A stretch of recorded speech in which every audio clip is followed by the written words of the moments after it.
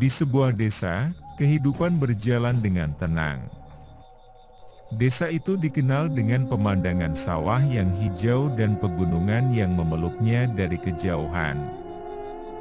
Di antara warga desa, ada seorang wanita yang menjadi perbincangan hangat, Mona, janda kembang yang ditinggal suaminya. Mona memiliki tubuh yang montok dan wajah yang menawan, membuat banyak pria terpikat padanya.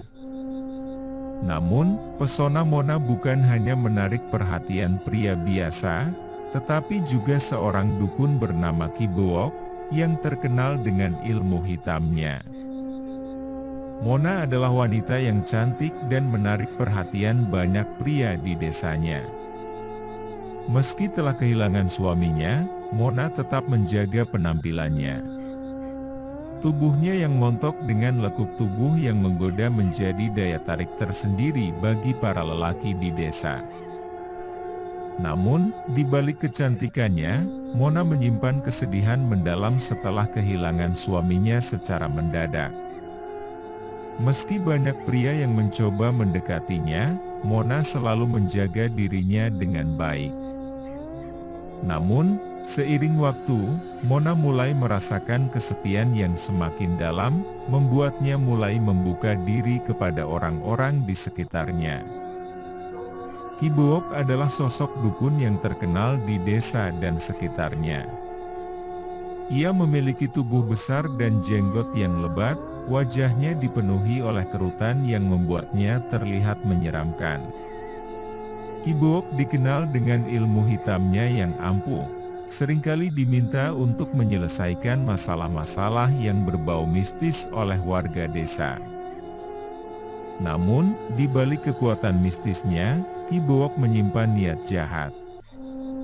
Ketika ia melihat Mona, hasratnya untuk memiliki wanita itu tumbuh, dan ia memutuskan untuk menggunakan ilmunya untuk menaklukkan hati Mona.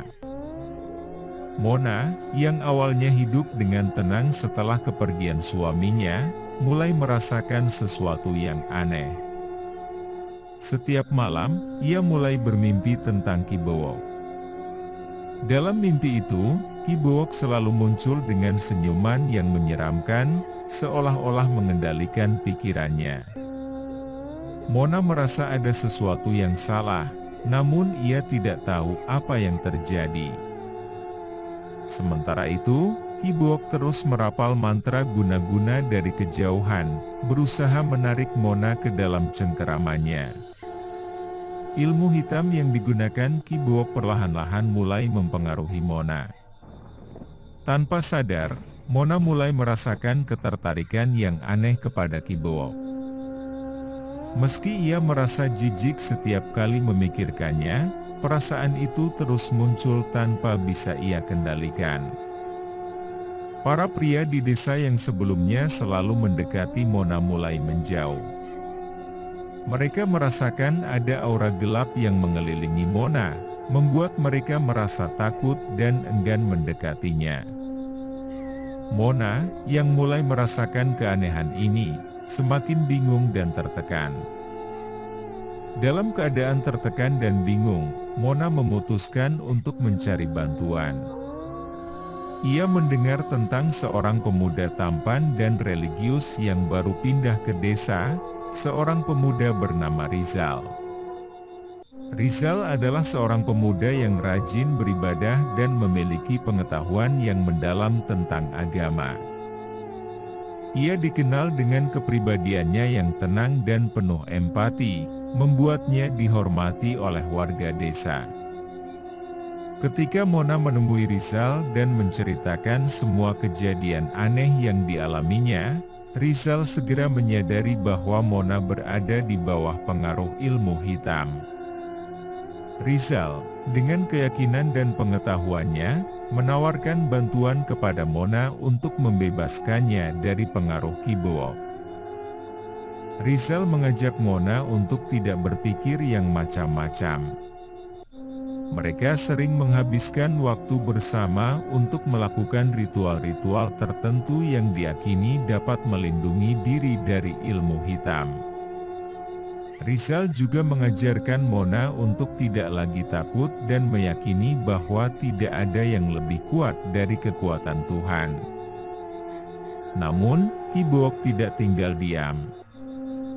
Ia merasakan usahanya mulai terhalang dan semakin memperkuat guna-gunanya.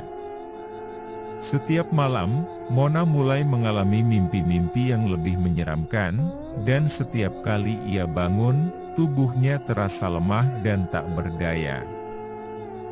Ki Book pun mulai mengirimkan gangguan-gangguan gaib, seperti suara-suara aneh dan bayangan-bayangan mengerikan yang muncul di rumah Mona.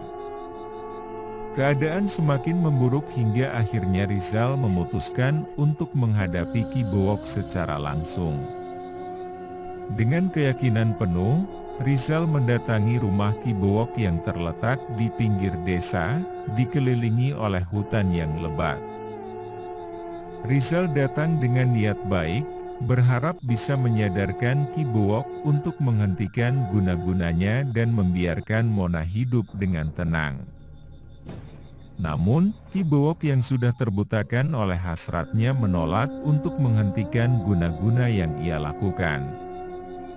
Dengan kemarahan yang memuncak, ia mengeluarkan seluruh kekuatan ilmu hitamnya untuk mengalahkan Rizal.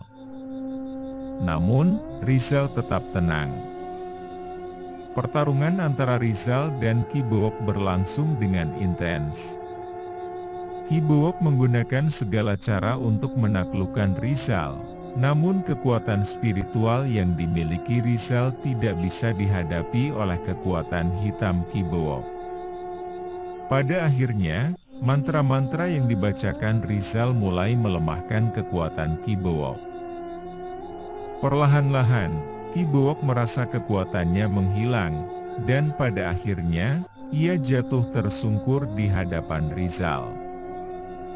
Setelah kekalahan Ki Book, Mona merasakan beban berat yang selama ini mengikatnya mulai terangkat. Ia kembali merasa tenang dan bebas dari pengaruh guna-guna. Mona pun berterima kasih kepada Rizal yang telah menyelamatkannya. Namun, cerita ini tidak berakhir di situ. Beberapa minggu setelah kejadian tersebut, Mona mulai merasakan keanehan lagi. Kali ini, perasaan takut yang dirasakannya bukan berasal dari Ki Book, tetapi dari Rizal. Mona mulai menyadari bahwa ada sesuatu yang salah dengan Rizal. Pemuda yang selama ini ia anggap sebagai penyelamat ternyata memiliki niat tersembunyi. Rizal, yang selama ini terlihat religius dan penuh kebaikan, ternyata menyimpan rahasia gelap. Ia sebenarnya adalah murid dari dukun yang lebih kuat dari Ki Book. Semua bantuan yang ia berikan kepada Mona tidak lain adalah bagian dari rencana untuk mengambil alih kekuasaan Ki Book dan menjadikan Mona sebagai miliknya. Mona yang merasa terjebak tidak tahu harus berbuat apa. Rizal mulai menunjukkan wajah aslinya, menjadi semakin menakutkan dan mengerikan. Mona mencoba melarikan diri, namun tidak ada tempat yang aman baginya. Desa Lebat Indah kini menjadi tempat yang penuh dengan ketakutan bagi Mona. Dalam keputusasaan, Mona hanya bisa berdoa dan berharap agar ada keajaiban yang bisa membebaskannya dari cengkeraman Rizal. Namun, Rizal yang kini telah menguasai kekuatan hitam dari Ki Book, menjadi lebih kuat dari sebelumnya. Mona pun terjebak dalam lingkaran setan yang seolah-olah tidak pernah ada akhirnya.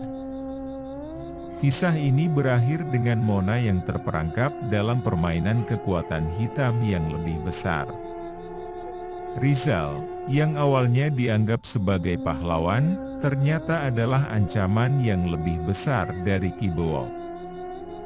Mona kini hidup dalam bayang-bayang ketakutan, tanpa mengetahui apakah ia bisa bebas dari cengkeraman kekuatan hitam yang terus mengintainya. Kisah ini mengajarkan bahwa terkadang, penyelamat yang datang ke dalam hidup kita tidak selalu membawa kebaikan. Kadang, mereka adalah serigala berbulu domba yang menunggu waktu untuk mengungkapkan niat jahatnya. Mona, yang awalnya hanya ingin terbebas dari guna-guna, justru terperangkap dalam kegelapan yang lebih dalam, membuat hidupnya semakin tak tentu arah.